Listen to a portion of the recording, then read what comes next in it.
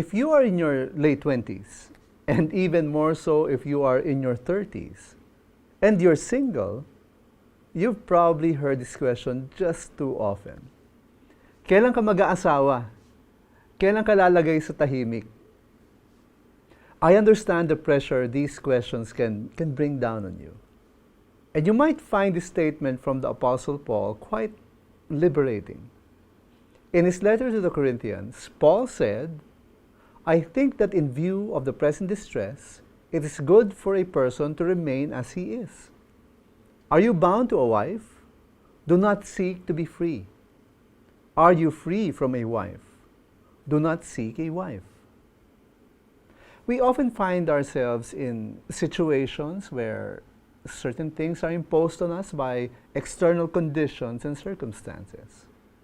Very often we have very little choice over these constraints that impinge on our situations. For many young people today, social pressure, career and work situations, maybe perhaps our emotional or psychological conditions make it difficult to even consider having a relationship, much more settling down. But somehow there are people around you who appear to have taken on as their mission in life to constantly badger you about getting married. They might say, oh, nakagraduate ka na naman sa kolehiyo, may maganda ka ng trabaho, may pera ka na naman, kailan ka mag-aasawa? Or they might say, particularly to women, oh, hindi ka na bumabata, baka mahirapan ka na magkaanak, kailangan mo na mag-asawa. Attending weddings can be dreadful. One by one, your closest friends are tying the knot. Always part of the bridal entourage, but never the bride. Always among the groomsmen, but never the groom. For people to tease us about getting married, no matter how well-intentioned they may be, it can be irritating at least, and infuriating at worst. The whole idea can bear down on you like a huge weight on your whole being, like you are a huge disappointment to everyone you know. And it can be such a relief to hear these words from Paul.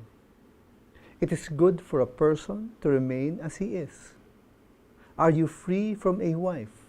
Do not seek a wife. Are you single?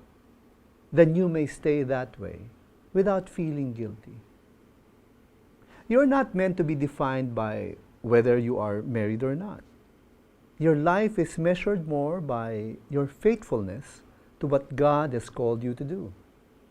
If you want to be married, then praise the Lord. If you do not want to think about marriage for now, then praise the Lord. You are free to do more for God. God knows what's really best for you.